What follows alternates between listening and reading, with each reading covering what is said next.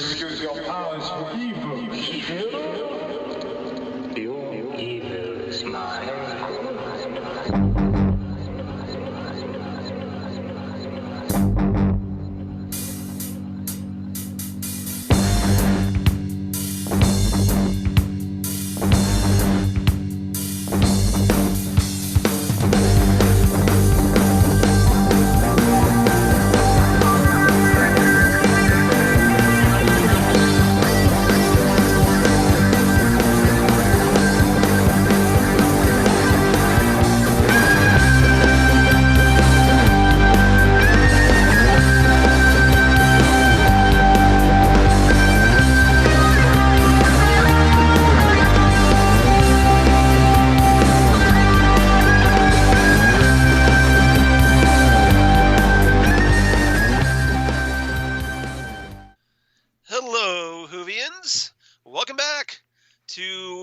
Stop Everywhere, the Doctor Who podcast. I'm Charles Skaggs, as always, at least most of the time. And with me in the TARDIS, everybody's favorite, Jesse Jackson, once again. Hello, Charles. Happy Whovian Day. I'm excited. Because of a little catch-up on my part, we are doing 2 episodes in less than a week. I apologies for... the rush schedule. No. It was my fault. I went and saw Thor instead of talking Doctor Who, so at least they had a good excuse. That's all right. So now we're back on schedule, and this is a pretty special one to discuss. I just see where your loyalties lie. Not normally. You know, I'm a DC guy. I know. But I am very, very excited. As we record this, it's November 19th, so we are a few days away from a certain anniversary. Yes, because on the 23rd, we have, November 23rd, 2017, we have Doctor Who's 54th anniversary. Nice. So we're already 4 years after the 50th anniversary special since Day of the Doctor. Can you believe that already? I cannot. Time, as always, just flies by. Absolutely. When you're a Doctor Who fan. But so in honor of Doctor Who's 54th anniversary special, and thanks to Jesse wanting to keep us on track for that, I thought we should celebrate the anniversary with something a little special. So I thought we should discuss the 5 Doctors. And that is the 20th anniversary special of Doctor Who from 1983, back during the original run. And the reason I wanted to talk about this is because, hey, there's another actor playing the first Doctor by the name of Richard Hurndall, which we'll talk about later. And I thought, well, hey, don't we have another Christmas special coming up with another actor named David Bradley playing the first Doctor? So I wanted to get your thoughts on this. So it just kind of like, with the anniversary and Richard Hurndall playing the first Doctor in this story, that it seemed like a good time to talk about the 5 Doctors. Yeah, I'm glad we did. It's I always find it striking, living in Dallas, Texas, November 22nd is a date that always has significance. Right. Obviously in the nation, but living in Dallas, it especially has some significance. That was the day that President Kennedy was shot and killed here in Dallas. And I always think it's fitting. On the 22nd, yes. Yeah, that on the day after a truly dark day, a beacon of hope appeared. Right. Yeah, it's almost like the universe giveth, or universe taketh, and the universe giveth. Yes, I totally agree. Like we lost someone, of such significance with John F. Kennedy. Yeah. And the next day, we get the world's longest running science fiction series being born on television. So yeah, and a series that is about hope and optimism. And so, I always think that's the great cosmic scale trying to balance things out a little bit with us. A little bit, a little yeah. bit, yes. Yeah. So, obviously, it's hard to replace someone of that significance. Absolutely. But in a completely different way. Yes. Doctor Who has obviously been very significant to thousands, hundreds of thousands, I would think, around the world over Absolutely. the various decades, over the 5 decades plus. Right. And hopefully it'll continue to be that way. Absolutely. And I am so, as we talk about this and we get closer and closer, it's funny. My boss is not a Whovian. Right. And he said, in our one-on-one, we started out and he goes, by the way, when does the female doctor start? And so I explained to him that, historically the new doctor comes up at the very end of the episode where the former, the doctor, and he says dies and I say regenerates. And he goes, okay, I didn't know I was doing a faux pas. I said, no. It's just one of those, without thinking you correct someone on that. Right. So I think that this is amazing that how much. Does your boss have daughters by any chance? He does have a daughter, and I think that might be the reason why. That's what I kind of thought. So, because I'm sure there's like lots of women that maybe have been into Doctor Who, really excited by Jodie Whittaker becoming the 13th Doctor. So, yeah, if nothing else, I know there's gonna be some fans that'll be, especially older fans, sadly of our generation, that are going to be turned off by this. But I think they will be replaced by a whole new generation of younger fans that will embrace Jodie Whittaker as the 13th Doctor.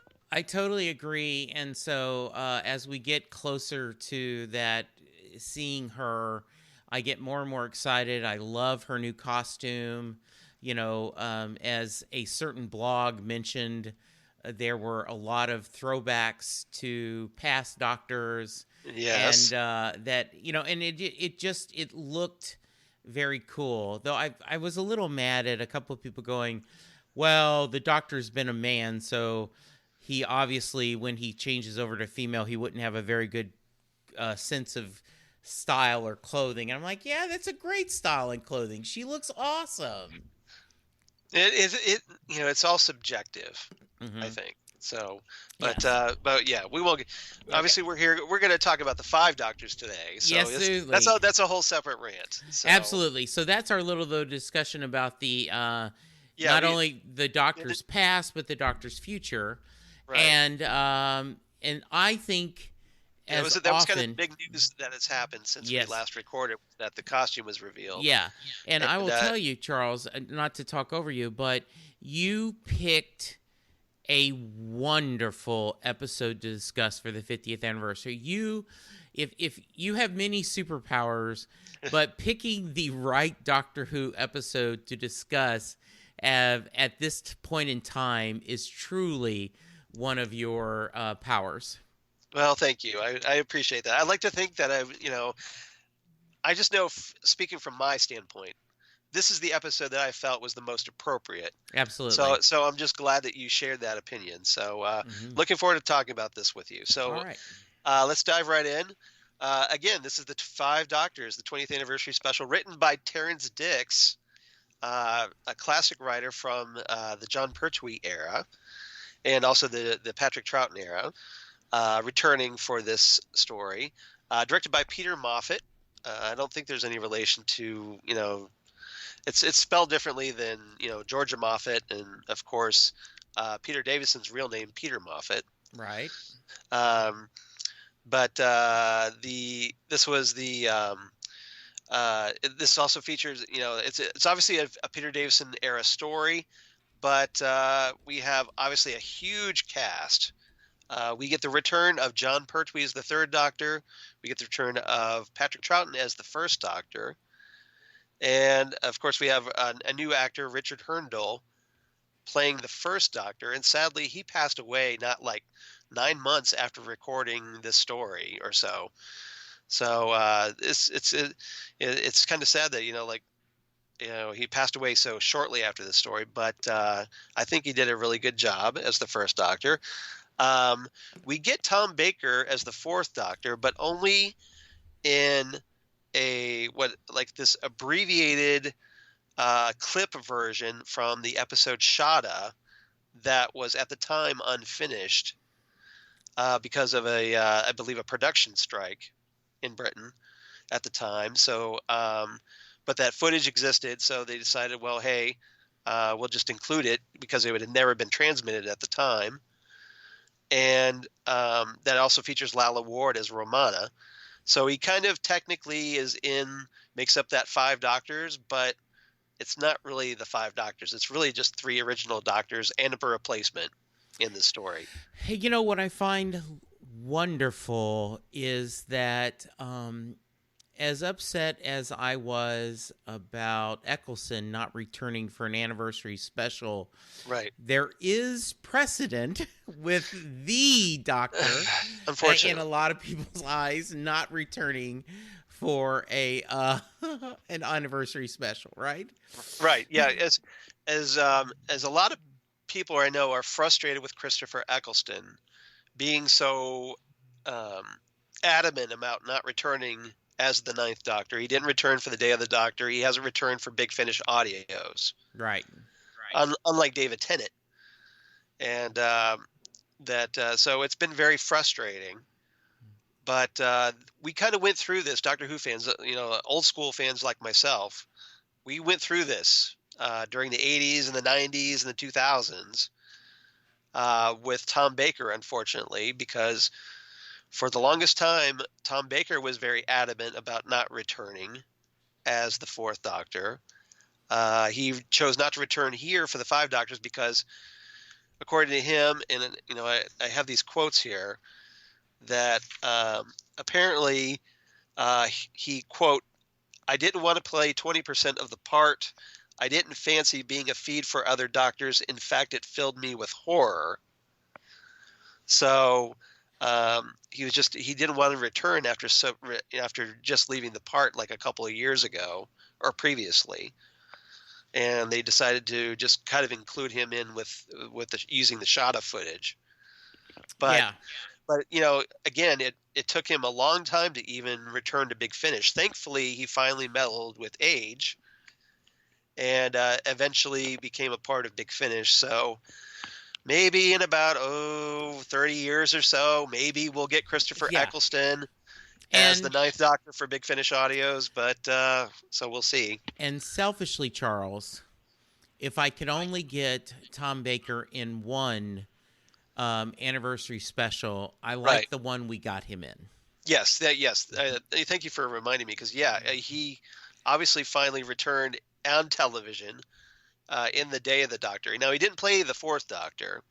No, but he did play a character named the Curator.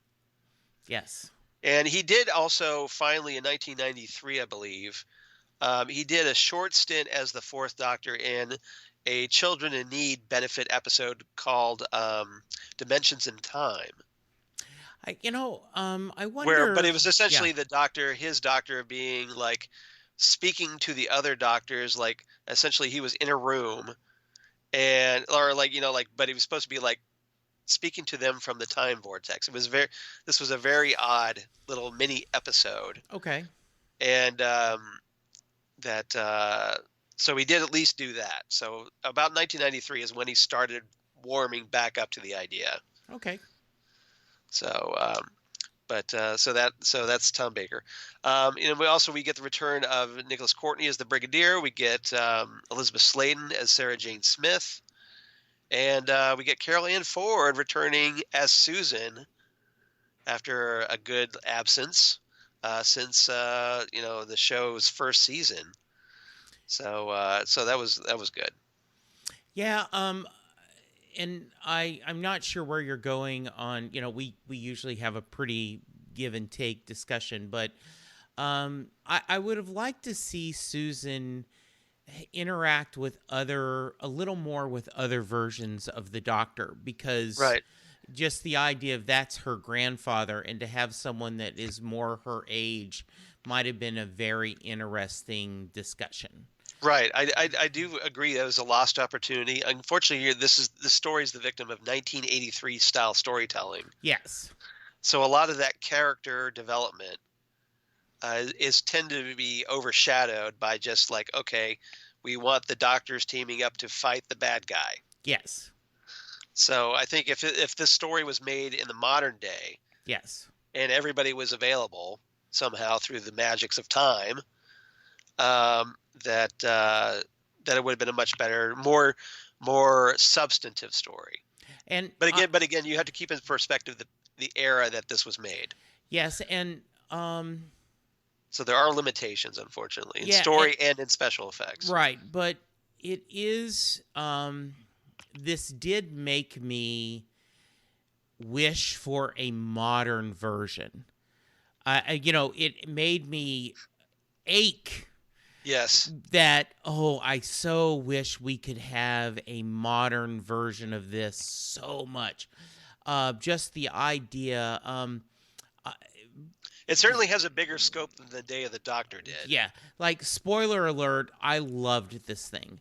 And I enjoyed it immensely. But, I kept thinking, as much as I enjoy this, someone who had been watching Doctor Who for, let's say, from the beginning. Right. Some 29, 35-year-old. Yeah, someone that had been there from the beginning. This was a true Christmas special. Because you were unwrapping all these former companions and all this stuff. And it's like, oh, I can't believe they got this person. Oh, I can't believe this person. And it was just wonderful. Yeah, this obviously was a big deal because at the time in the original series of Doctor Who, we never got specials. Yeah. And here we are, we got this 20th anniversary special by the grace of God or Rassilon, take your pick. Yeah. And we have this special, and yeah, it ticks a lot of boxes for old school fans. Obviously, it's not perfect. Obviously, you'd love to have Tom Baker there, and obviously some more companions than just the others that we got. Now, interestingly, there were some pairings in this story that had to be changed because of Fraser Hines, the guy who plays Jamie McCrimmon, he was became unavailable for more than just that cameo appearance that he makes here. But he was originally intended to be more of a major part of the story. So that kind of reshuffled the pairings. And originally we would have had the fourth Doctor paired with Sarah Jane in the story, had the fourth Doctor been there. And the third Doctor would have been with the Brigadier. And the second Doctor would have been with Jamie, which I think would have been a lot better. Yeah, but, in a lot of ways, I like the idea. I mean, Jamie is the second Doctor's companion. Right. So I would have loved to see that shuffling, and I did enjoy that shuffling of, like, having, even though I primarily think of Sarah Jane as a fourth Doctor companion, right, she did start with the third Doctor. Yes, but and the same with the Brigadier starting with the second. Yeah, so if you had more of those, like maybe Sarah Jane with the fifth Doctor, or right, the Brigadier with the first Doctor or something, it might have been. And I'm quibbling, because this thing was pretty cool. All right, all right. Okay, so with that, why don't we get into the main discussion? Okay. And the first topic I have is, I'm definitely not the man I was. And this is obviously a reference to the Doctors. Obviously we get Doctors 1, 2, 3, and 5 in this story. But so I want to get your thoughts on seeing John Pertwee and Patrick Troughton return, and what you thought of them, their interactions with, like, example, you had a lot of the great banter between the second and third Doctor. You had some banter between the first and the fifth Doctor. So I kind of want to get your thoughts on the Doctors and how they interacted in the story. I loved it. I loved that there was, the Doctor has a sense of ego that he is the smartest person in the room, the Right. most important person in the room, and to have this together is fascinating. We complained a few episodes ago about the master, everyone, when the master made everyone himself, they Right. were a little too, they were too subservient to him. That Yeah. instead there would be this, hey, I'm the master, I'm the master. Yeah, you would think they would be all vying for control. Yeah, so we got that this time with the doctors, with Right. a little bit of politeness, with a little bit of snarkiness. Right. And so it was just lovely to see that. Yeah. Well, I mean, essentially, it's different aspects of the Doctor's personality, um, in actual physical form interacting with the other aspects of the Doctor's personality. So you were going to have some personality clashes, but it's also you're dealing with a person interacting with himself. Yes. And the question is, would you get along with yourself if you were able to? And with a doctor, it's traditionally not the case. They tend to bicker. They don't really get along, although they, obviously step up and work together when the time is needed. They put those personality clashes aside for when it's really necessary. Yeah, and we go back to the 50th anniversary special where the same thing happened. There was bickerness and the War Doctor thinking they're his companions. Oh, the Right. companions get younger all the time. Yes. And all that. So, and I think it's perfect. Charles, everyone has internal debates. Right. We go through in our mind, oh, is this a good idea? In cartoons, forever, it's been the angel and the devil on your shoulder. Right. And so you have all this discussion. Well, all of a sudden you have these different versions of yourself. It makes perfect sense that some of the traits, because there are traits we all don't like about ourselves. Right. So yeah, it was just perfect to see them. So after watching this story, do you understand my frustration with the Day of the Doctor? Why, with the 8th Doctor and the 9th Doctor, at the very least, not being a part of that mix? Yes. Yes. Because this story is a perfect example of how it works. Yes. And we got some of that in the Day of the Doctor, but I don't think nearly to this level. Yeah, and I understand. I certainly think it would have been if Eccleston had wanted to be part of it. I think that would have been nice, but I do think they missed a chance to have Opportunity. Opportunity to have Paul join us. As the 8th Doctor. I do get, and I think Baker has a point. The more doctors you have, the more less time everyone has. Everyone gets a smaller piece of the pie.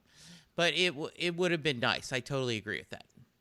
But it's just a question of whether you're willing to set yourself aside as a team player. Right. And I don't think Tom Baker, especially at that time, was able to do that. Yeah, I agree. Yeah. So, but yeah, I loved everything about it. I love the interactions, the way that they interacted with their companions, kind of all the kind of joy and everything. It was just great. Yeah, and there's a great moment I really like where the 5th Doctor is under Barussa's mind control because of him wearing the coronet of Rassilon. And that they kind of use their powers as their collective telepathic powers to override that and bring the 5th Doctor onto their side. Like, there's a great moment where Davison, I think, he's starting to walk toward them, and then he still under Bruce's control, but then he turns and joins the doctors. Like he turns to face Barussa, like standing right beside the other doctors. And I love that sense of unity among them. Absolutely, and I also love the pride yet kind of embarrassment, almost the way you can be proud yet also a little embarrassed by your parents. Right. Davison had just the touch of that, not a condescending way. Right, but it's just more like if you look at your old high school yearbook photos and you're like, oh my Yes. God, did I really look like that? Yes, absolutely. Yeah, but of course, the older doctors take their shots, like Yeah. talking like the third doctor takes a cheap shot at Davison, saying our fashion sense hasn't improved. Right. So they give as good as they get. They do. They do. All right, let's move on to our second topic. My version isn't any better. And this is that was a line that Tegan made to Sarah Jane and the Brigadier in reference to her doctor. So so this is where I want to talk about the companions. Okay. And we have Sarah Jane, the Brigadier, and Tegan and Turlough, and then also we have the return of Susan. So the doctors, as part of Barusa's game within a game, as he refers to it here, the doctors are given companions to aid them along their quest toward the tower and on Gallifrey in the Death Zone. So so I want to get your thoughts on the companions here. I love them. I loved them interacting with the Doctor. I love each of them. Like I said, I would like to some of the pairings were fun. Right. I think you could have mixed it up a little bit more, but overall they were great pairings. It was good to see the companions that we do get in the amount of time they have. Right. I am one of the pairings I liked was Tegan with the first Doctor. Yes. Because Tegan is they're both abrasive characters, the first Doctor and Tegan. Yeah. So even though the first Doctor, he's kind of condescending, there's a great moment in the TARDIS console room where the first Doctor says, tells Tegan, well, hey, this young fellow could use some refreshment, and I know that I could. Why don't you get us something? Right. Being kind of sexist toward her. Right. And Tegan has to go, puts her hand on her hip and goes, now wait a minute. Yeah. And then the fifth Doctor has to come in and kind of calm her down because he knows that she'll just go off on his older self. It's like, and he's like, Tegan, humor him. Now, I used to be a little tetchy. Yeah. Janet Fielding. Yeah. If you're listening to this. Yeah. I don't like your character, but I think it's because of the writing, not your acting. Okay. I do not like Tegan as a character. I do not like her. So you didn't like her in this story? No, I didn't. She's just she is everything I dislike about a companion. Okay. I find her very, grating, unsupportive, not very helpful, just someone complaining for the sake of complaining almost. She's the type of person that I work with that, well, that's a dumb plan. And I always go, if my plan's the only plan on the table, it's the best plan. Do you have a better plan? Well, no, but your plan's stupid. So I didn't like her from the other episodes we've seen her in it, and I do not think she did very well. However, Janet Fielding.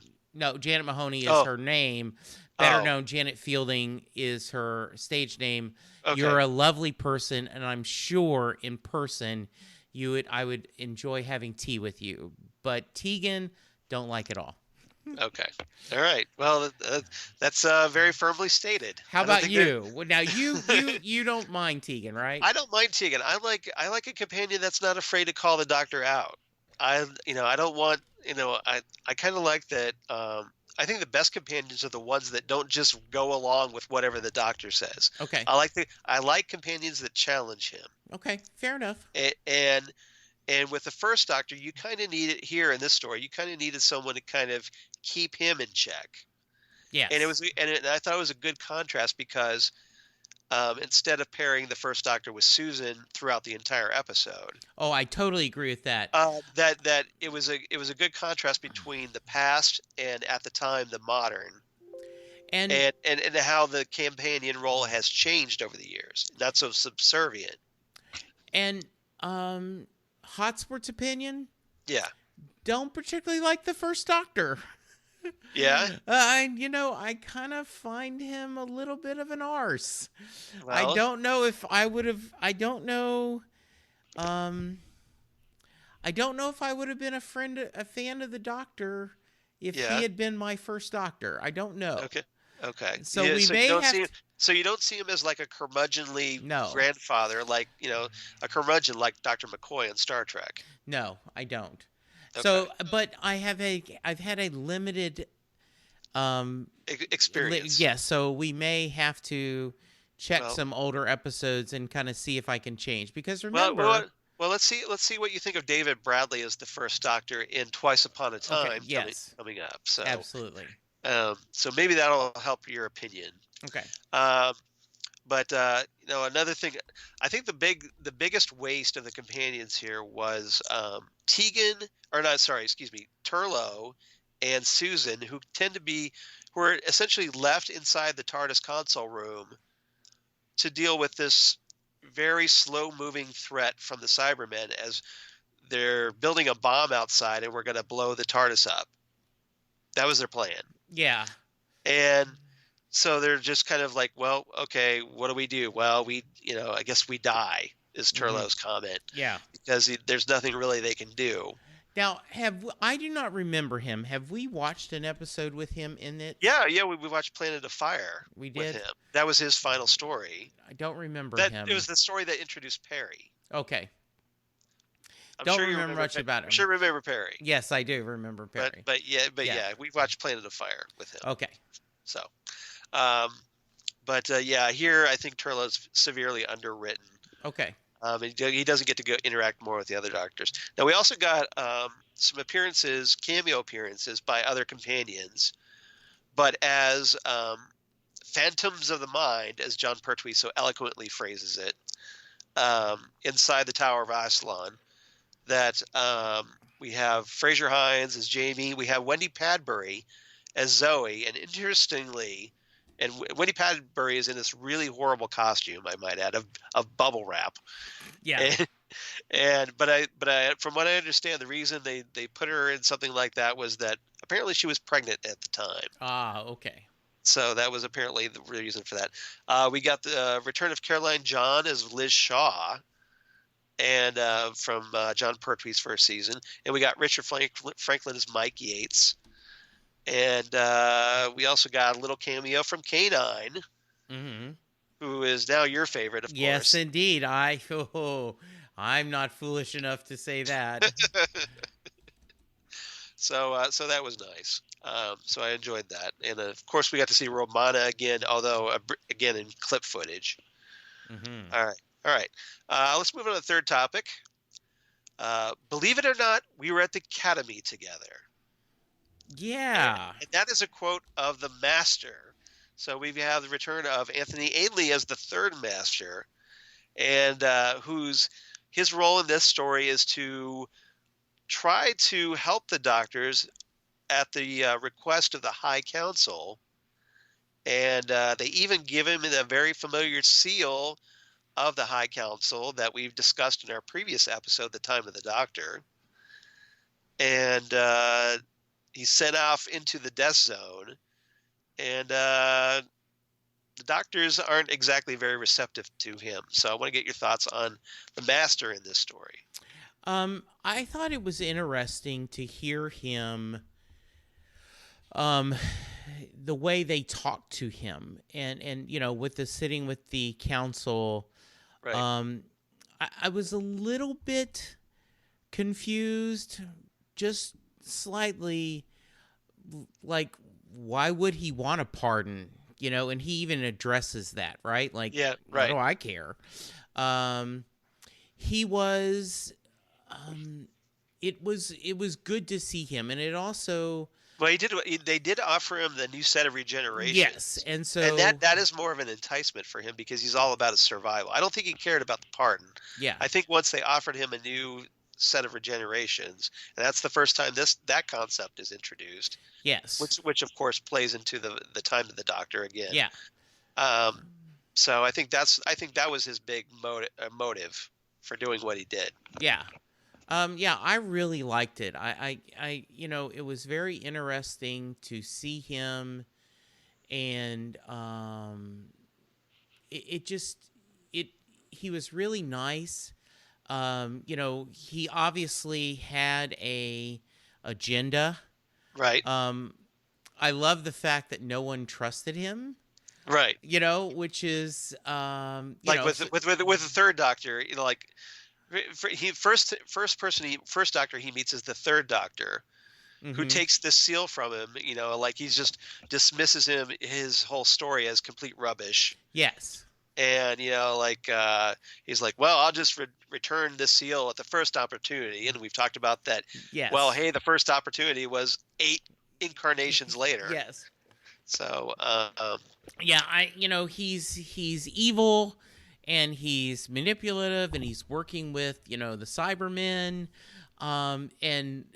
he just was. It was just a great villain. I also was there a little bit of a vibe, and I realize this happened before, but Indiana Jones and the Last Crusade. Right. Where they're all in that room with all the different, traps. Chalices. Yeah. Yeah, the traps, and they get there with the chalices. Right. And they have to pick this. There was a little bit of that choose wisely? sense. Yes. Yeah. Which was nice. I'm not saying that either one copied either one. It had that same vibe. That's a cool ending. And I love the 4 doctors all kind of working on the inscription together. And it's almost like the husbands all around a grill or trying to put together a bike, and the spouses, the partners, I'm not, the wives or significant others, like, yeah, they're always this way. That was just this. I loved everything about this episode. Yeah, I can see why you have that one of your favorites. Yeah, one of my favorite scenes is with the Master, is where he confronts the 5th Doctor, and just before the Cybermen show up, and the 5th Doctor is just like he's all like. The Master's trying to convince the 5th Doctor of his good intentions, and the 5th Doctor is all like, well, like Alice, I try to believe 3 impossible things before breakfast. Yes. Which I thought was a good line. And there's a lot of great lines in this episode by Terrence Dicks. Yes. And great dialogue in this story. Then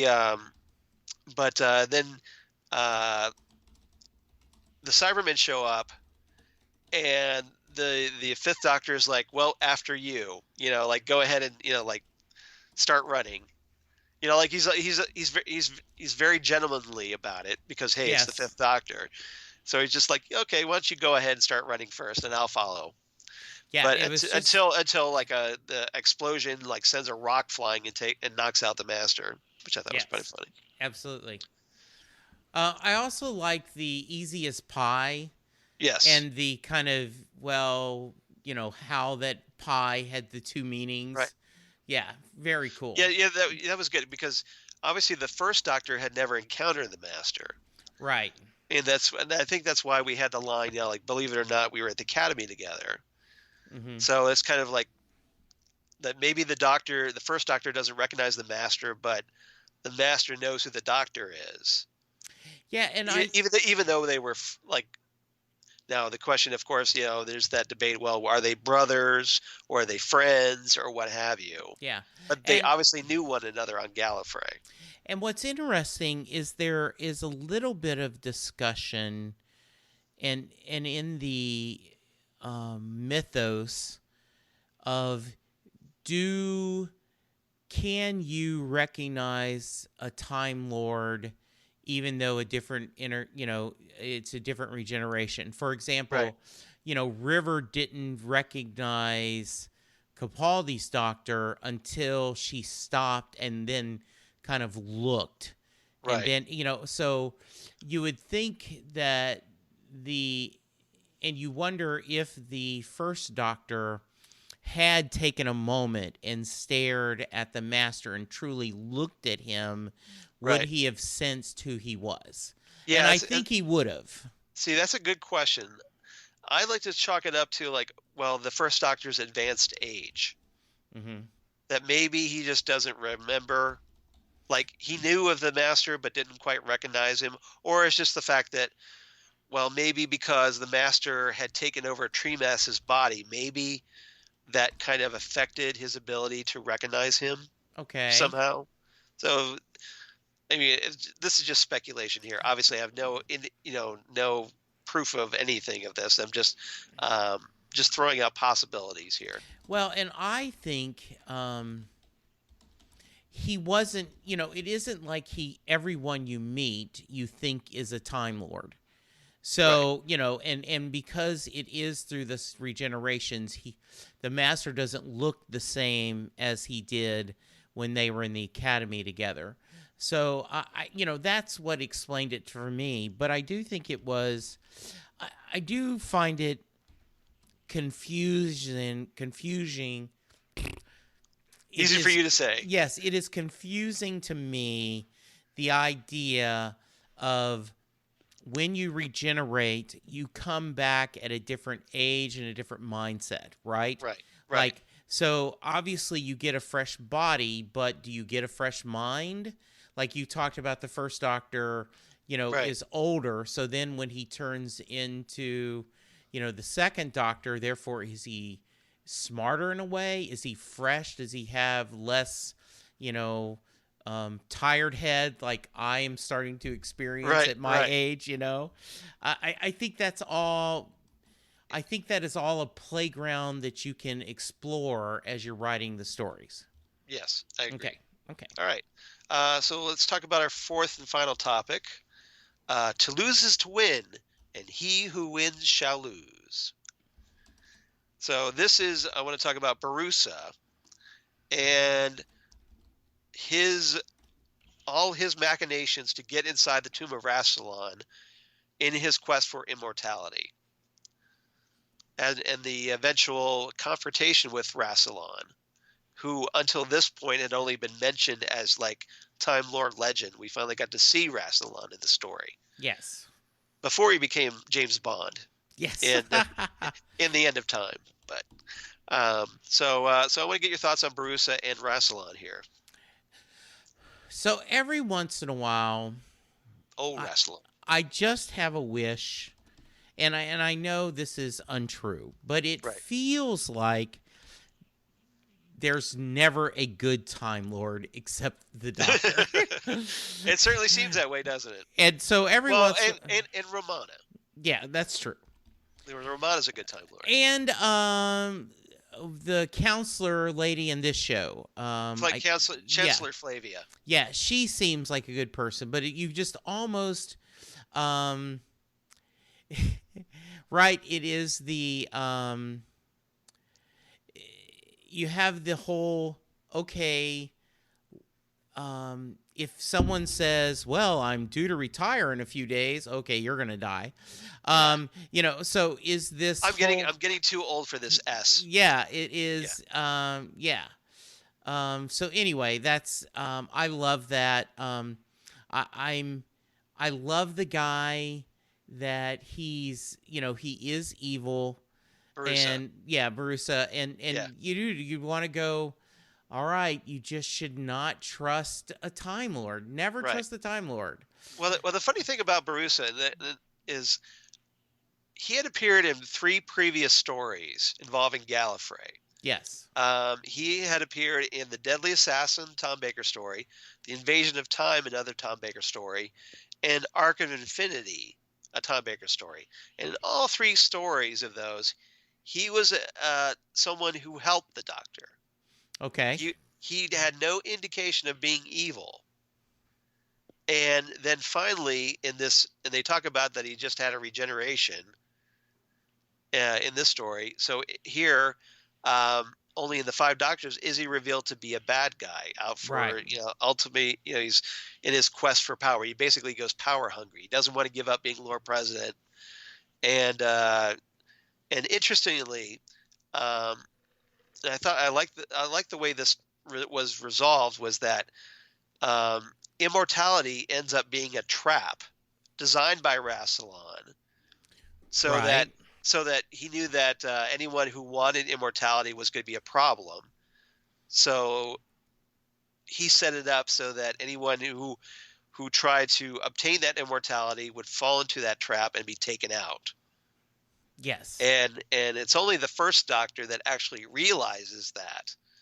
The other three Doctors are like, well, no, don't give Barossa immortality. But the first Yeah. Doctor is like, no, forget what they said, Lord Rassilon, give him, go ahead, give it to him. Yeah, it was. And I And then the love first Doctor this. gets to be all smug over the other Doctors, like, I figured it out. You guys suck. Yes, absolutely.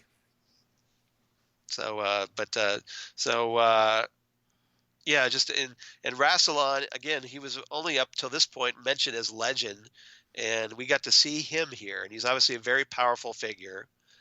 There are hints in the Sylvester McCoy era that he and Omega, another powerful Time Lord, who the Doctor faces in the Three Doctors, and the Doctor were kind of like almost this very powerful triumvirate Absolutely. behind Time Lord Society. So there's a lot of confusion there, but it's interesting ground that could be explored. I totally agree. Yeah, absolutely. Okay, and now this is kind of the aftermath of all this. Of course, is where Chancellor Flavia shows up with her guards, and she's basically been instructed by the other members of the High Council to bring the Doctor back to have him serve as Lord President now that Bruce is gone. Right.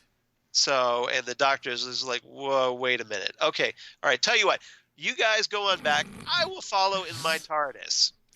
And I love Davison in this scene. I just think it's so well done. And he ultimately goes back to his TARDIS, and Tegan and Turlough are just like, well, I guess that's it. You're off to be Lord President of Gallifrey. And the Fifth Doctor's like, no, that's not going to happen because, I'm not going to do that. We're going to go off and, forget these guys. And Tegan's just like, what? You're okay. You're gonna just run from your old people. And he's like, yeah, that's how it all started. So that was a perfect way to end the show. Yeah. And a perfect way to celebrate the 20th anniversary, to kind of bring it back home. I also love how he embraces when they're arguing with him. Wait a minute. Did you just say I'm the Lord President? Then yeah. Right. I have the power. He kind of checkmates them here. He's like, yes, well, he if does. I'm Lord President, you got to listen to what I say, right? Yeah, and that's just perfect. Even though they kind of, I think, the Chancellor's going, wait a minute. Yeah. That was perfect. Yeah, it was. That great. was so perfect. And it was such a Doctor move. So such a great Doctor move. Yes. Yeah. Now, my question is, yeah. is there not a They don't have a vice president, or they just. Well, I think what happened, they kind of hinted about this in books and whatnot, that Chancellor Flavia ends up stuck with the job. Yeah, I can see that because the Doctor doesn't go along with it. Eventually, he's kind of he's kind of officially replaced. Yes. But I think she ends up stuck with a job, at least until they get an actual Lord President. Yeah, that's perfect. A new Lord President. Absolutely. All right, and then of course that eventually leads, of course, into the Time War, and they bring Rassilon back as the Lord President in the End of Time. Yeah. And that's why we get Timothy Dalton as Rassilon. Yes. Perfect. So All right. So that's about it for that. Do you have a rating for this story? Or do you want to get into our favorite lines first? Your call. I did a couple lines I loved is not allowed? Me? I'm allowed everywhere. That's one of my favorite Second Doctor lines. I quote that constantly. Yeah, that's just it's perfect. Yeah, and Troughton delivers that so well. It's just like, not allowed. Me, I'm allowed everywhere. Yeah, You know? this current. It's so yeah, great. It's great. perfect. All right. I liked one of the Master's lines in this where he's kind of when he's talking to the High Council and before he goes into the death zone, and he's like, "A cosmos without the Doctor scarcely bears thinking about." Yeah. So it's like, even though he hates the Doctor, he's like, I'm not sure I want him completely gone. Yes. Now he's never going to admit that to the Doctor. No. But I guess he kind of he admits it to the High Council. Yeah. Another great one. A man is the sum of his memories. A Time Lord even more so. Yeah. That's a great line. It is. Yeah. And and it kind of sums up the Doctor's, how his personas build upon each other. Yeah. I think everyone shines in this episode, but I believe your Doctor, Peter Davison, really, and obviously he's the current Doctor, so he should shine. Yes. But I think he really did do a lot with what he had. Kind of like Matt Smith shining in the Day of the Doctor, because absolutely. It was his era. Yes, absolutely. Yeah. Another Fifth Doctor line I liked was, of course, "I'm certainly not the man I was." Thank goodness. Thank goodness. Yeah, exactly. I had that on my list. I also, as you talked about, when Tegan was supposed to get refreshments, right? Right. Tegan, humor him. I sometimes used to get a little tetchy. Fortunately, one mellows with age. Which is so funny because he is actually younger than his older self. Physically, yes. So he's trying to say, I've mellowed with age. But again, he's the older Doctor. He's the oldest Doctor at that time. He is the oldest Doctor. Yes, that's right. So so even though he looks younger, right, he's actually older. Yeah. Do you have any more? Yeah, I have one more. Okay. This is, of course, the final line. Okay. Where Tegan. Well, then before you say that, yes, because we want to do that final, I just want to say, I love the fact that they threw in, well, I reversed the polarity of the neutron flow. Yes. So the TARDIS should be free of force field now. Yes. And I just smile because not only because we do a reverse the polarity segment, but that is his catchphrase. Exactly. That is his Geronimo. Only the third Doctor should deliver that line. Yes. Yeah. So anyway, go ahead. Unless there's other Doctors around, but it's such a John Pertwee era line. So we get this final exchange from Tegan and the Fifth Doctor, which again, as I totally agree with you, is the perfect send-off to this story. You mean you're deliberately choosing to go on the run from your own people in a rackety old TARDIS? Why not? After all, that's how it all started. Ooh, yes. Diddly-dum, diddly-dum, diddly-dum, diddly-dum. And that has been called back many times. Right. And so I love that. It was a great nod. It's like, we're bringing everything full circle. We have the Doctor again on the run from his own people for different reasons than when he left Gallifrey the first time. Now he's just trying to avoid being Lord President. Right. But it kind of brings his life a little full circle, doesn't it? Yes. All right. So do you want to give your rating first, or do you want me to go first? Why don't you go first? All right, because I'm worried I'm going to steal your deal. Go ahead. Because I have a backup. I give it 10 out of 10 High Council seals. Oh, you didn't steal mine. Okay, good. All right. So you really like this story. I love this. It was funny. It had a good story. There was no slowness to it. Great dialogue. Great pacing. Great dialogue. Like I said, the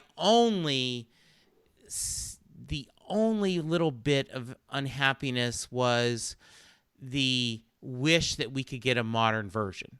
You know, and this is kind of what I was hoping for with the Day of the Doctor. Right. And don't get me wrong, Day of the Doctor was great. I mean, I love that.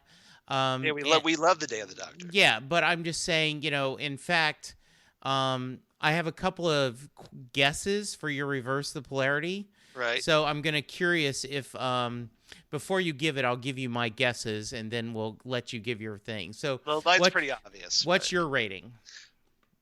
We're in sync. 10 out of 10 time scoops for me. Oh, good.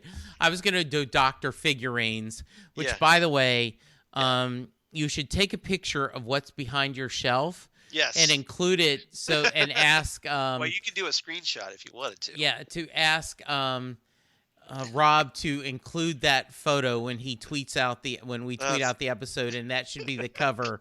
For those of you who don't know. Yeah, Charles always he is in his recording studio, also known as his basement, and behind Charles is bookshelves filled with comics and books. It is. Yeah, it's a beautiful basement. But he always on the shelf right behind him, so that as I see him in our Skype call, he has a action figure of whatever Doctor we're talking about. And there's all of them on this one. He has all the Doctors. He has the companions if he has an action figure. He has K9. It is greatness. Yeah, unfortunately, I don't have a Sarah Jane Smith action figure, but yeah. So I got Cybermen, I got Daleks there, I got K9 there. Yeah. So I try to like decorate the set, so to speak. I appreciate that. Yes. So and then try to keep the but it's something special. I of course had to try out all the action figures that related to this episode. Absolutely. So we're gonna do reverse of polarity. Then we've got a little feedback. All right. So I had two guesses on what you would do. Yeah, we're gonna reverse the polarity. Yes. So what's your guesses? I guessed the 5-ish Doctor's reboot. Okay. Or Journey's End. And the reason why is both of them are filled with former companions coming back, former characters coming back. And so the 5-ish Doctor's reboot is it's more of a comedy sketch. It's not a true Doctor Who adventure. But Journey's End, you do get the Justice League of Whovians back to kind of help fight the battle. Right. Now, I was tempted to do Journey's End. Okay. But I decided to be a little more obvious. Okay. So I went with the Day of the Doctor. Okay. The 50th anniversary special, because again, this was a major anniversary special, which was my main thinking here. Yeah, that's perfectly fair. And so here we have the 10th and 11th Doctors. They're working together, and they end up meeting the War Doctor. So essentially, we have 3 Doctors working together to investigate this mystery. At first, it's this painting that shows up in the National Gallery in the Undergallery, and then we have Kate Stewart, who is of course the Brigadier's daughter. So we have a connection to the Brigadier, who appears in the 5 Doctors. And so this ultimately leads to back to Gallifrey. So Gallifrey is a major factor in this story, unlike Journey's End. And we find out that eventually that we get the story of how the War Doctor pressed the button on the moment where this eventually destroyed Gallifrey. Gallifrey burned. But the Doctors figure out a way to save the day and actually save Gallifrey by shunting it into a pocket universe and giving the impression that Gallifrey was destroyed. So the Time War ends because the Daleks think, oh, hey, Gallifrey was destroyed. Yes. And then of course we have the return of Tom Baker, again in a cameo. He's not a major player in the story, but at least we actually get to see him as in the story as opposed to a clip in Shada in the Five Doctors. Yes. So we have the Tom Baker connection, which we didn't have in Journey's End.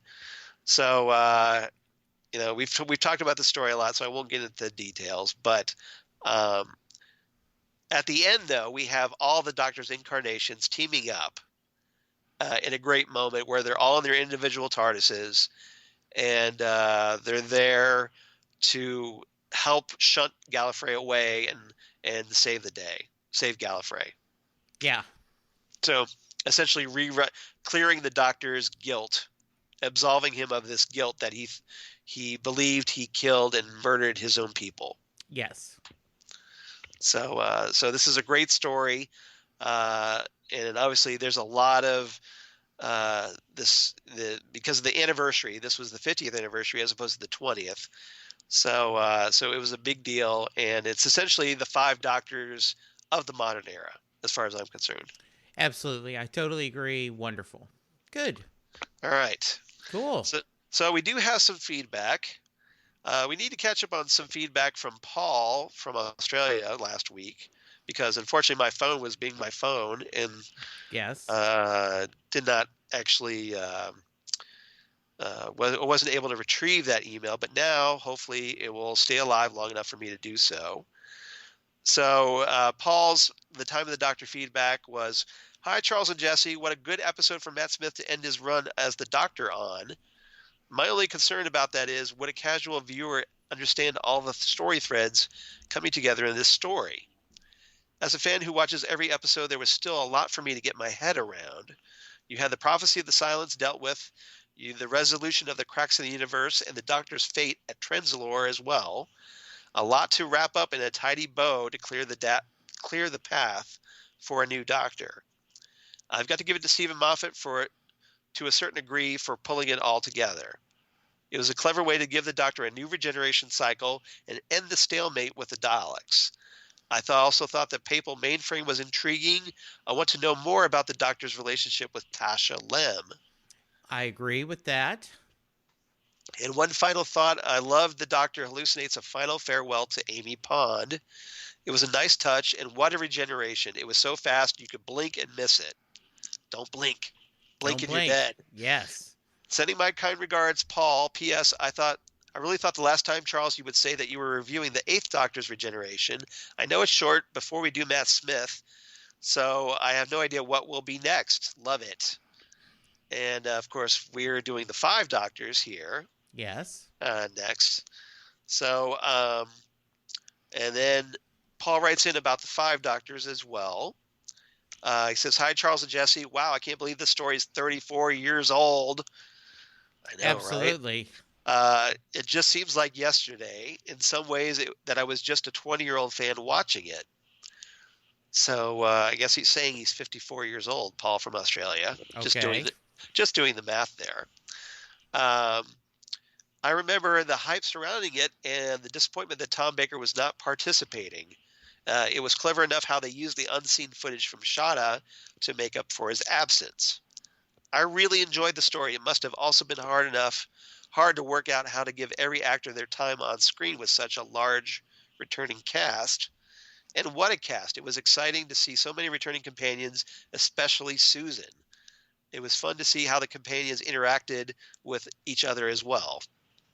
Yes. And it was great to see the Master is at his nefarious best, although this time he was just being used by the Time Lords. Just love it. Absolutely. I thought it was amusing to have the Doctor actually become president, only to have him want to escape from Gallifrey as fast as he could. Yes. Because, hey, it's the Doctor. And I suppose time has aged this show a bit on rewatching, but I still think it's a great story. Sending you my kindest regards as always, Paul. P.S. What did you think about those Cybermen being so brutally cut to pieces by the Raston Warrior robot? I kind of love the Raston Warrior robot. It looks a little cheesy because it's just a guy in a faceplate mask with a leotard, silver leotard. But I love the idea of this robot that can just blink out and then blink back in and attack you. Yeah, I liked it too. And I wish they would bring that back in the modern era. Yeah, I agree. I thought that was a really cool.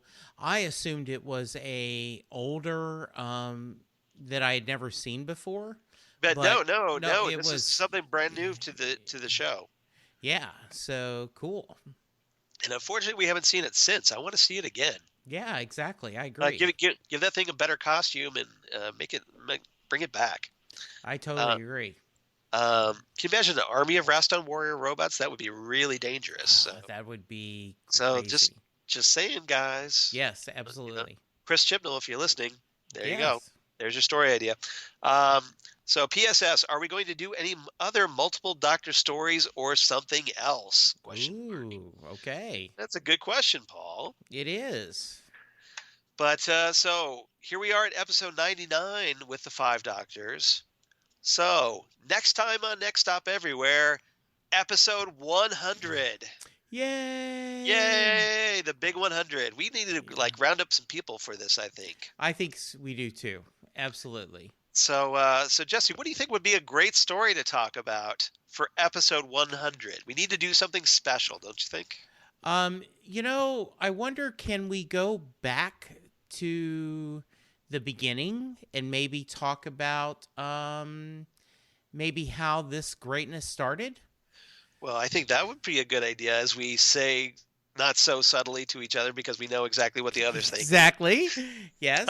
Yes, we've got plans, and we're going to talk about not an actual Doctor Who episode, but the making of a Doctor Who legend in a story called An Adventure in Space and Time.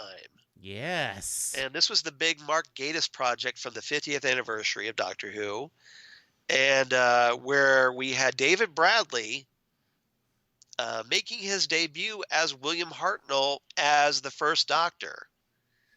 So with David Bradley being such an important part of the upcoming 2017 Christmas special, Twice Upon a Time, I think this story, Adventure of Space and Time, I think it would be very fitting and something special we could do for our 100th episode. And I'm hoping all of you agree as well out there in podcast land. Yeah, I think that is a great thing to do. I loved this when I watched it the first time. It felt like a wonderful tribute to, it really is kind of the Doctor's origin story, not the character of the Doctor, but the show, the Doctor. With Doctor Who. Yes. Yeah, and so I think that is, when I saw this on our agenda that we were going to do it, I was like, perfect. This is a perfect way to celebrate 100. I totally agree. Yes. And I'm looking forward to talking about this with you because, this is the story of how Doctor Who began. And it's a very important story. Yeah, So everybody, dust off your Blu-rays and DVDs of Adventure in Space and Time because that's what we're going to talk about next. Yes. You're at episode 100. Can you believe it? We finally made it to 100. Yay! Yay! So, that is a lot of Doctor Who discussion. Exactly. Yeah. And and then afterwards, well, hey, we've got. This will be taking place in December, so we'll just have to figure out something to talk about after that. Yes. So because we're gonna have a little gap between when we record this story in a couple weeks and the Christmas special. Yes. So we'll figure out something to talk about for episode 101. But absolutely. That's then. Now next time, 100. So hope everybody comes back. Mm-hmm. And Jesse, I really enjoyed talking about the 5 Doctors with you. I'm glad you love this story as much as I did because I love this story. Yeah, you did. I mean, it was just everything perfect. There's so much goodness in this episode. I just love the idea that how much we can do. Just the love this thing had, the different mixing. I do wish that there was a way that we could have gotten something like this for the 50th anniversary, and maybe I'm just being maybe I'm just being greedy, right? Right. Yeah. Well, Yes. it's okay to dream. Yes, And absolutely. it's not like we got something very special for the 50th anniversary, so Yes, we did. we Yeah. can't complain because the Day of the Doctor was a really good story. Yeah, I'm just being, greedy. Like it could have been better. Yeah, Yes, I know what absolutely. exactly. Yeah. So yeah, this is the Five Doctors. I really wish BBC America would air because I think because it's not very widely accessible. This story. Yeah. It's not on iTunes. You have to kind of buy the DVD to get it to watch it. Yeah.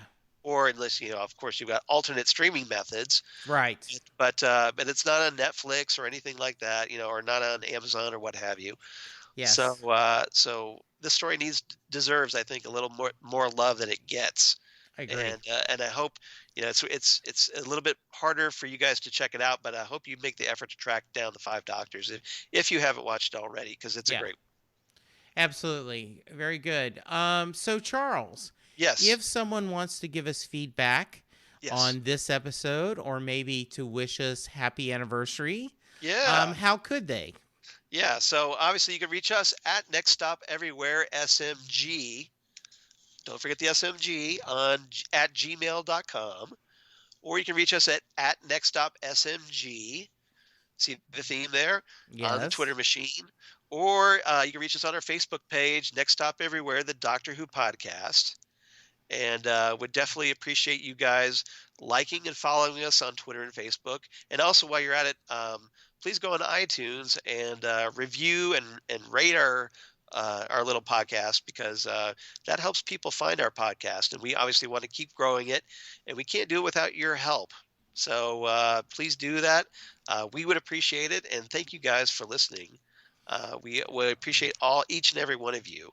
So, Absolutely. And Jesse, where can they reach you on the interwebs? So I can be reached at Jesse Jackson DFW on Twitter. I am on Facebook, Jesse Jackson, Louisville, Texas. I can be heard on Set Lusting Bruce, a Bruce Springsteen podcast where I'm talking music, and we've got a couple of fun episodes coming up on that as we reach toward the end of the year. And I think that's about it. How about you? Where can they reach you? Of course, you can reach me at Charles Skaggs on the Twitter machine, at Charles Skaggs on the Instagram. Google Plus for all you crazy kids on Google Plus. Shout out to Karen. And Facebook, of course, at Charles Skaggs. And my blog of geeky things. Damn good coffee. And hot. Damn good coffee and hot. Where I talk about Doctor Who, Next Stop Everywhere, and all kinds of comic book and sci-fi goodness. Including my other podcasts that I do for the Southgate Media Group, the Phantom Zone podcast that I do with Karen Lindsay, friend of the show, and where we talk about comic books on TV. Appreciate you checking that out. And also Ghost with the Twin Peaks podcast that I do with Zan Sprouse, wife of comic book artist Chris Sprouse, where we talk about all things Twin Peaks. Yes. So including the latest book from Mark Frost, Twin Peaks, The Final Dossier, which recently hit bookstores. So we'll be talking about that very shortly as well. So nice. So please check that out. And so we would definitely appreciate that. And thank you guys again for listening. We really appreciate that. And look forward to you guys coming back for episode 100 of Next Stop Everywhere. It's going to be a fun one. And hopefully we'll have some special guest stars. Yes, to hoping. help us talk about that. So we'll send out the SOS and try to round everybody up. Absolutely. Oh, as I got choked up just thinking about it. You got a little verklempt there. I did. I have. So do we have a quote? We do. All right, let's hear it. The universe has to move forward. Pain and loss, they define us as much as happiness or love. Whether it's a world or relationship, everything has its time and everything ends. Very nice. Where's that from? That is from Sarah Jane Smith, school reunion. Very nice. Very fitting. So Yes. we love us our Elisabeth Sladen. We miss her terribly. It is, the more I see her, just the more she just, it is just, you understand why so many people just think of her as the ultimate companion. She is just something really special. So totally yes. agree. Yeah. All right. So Absolutely. everyone, next week or 2 weeks, come back for episode 100, An Adventure in Space and Time. It's going to be a good one. So we'll see you next time right here on Next Stop Everywhere, the Doctor Who podcast. Bye everyone. Bye.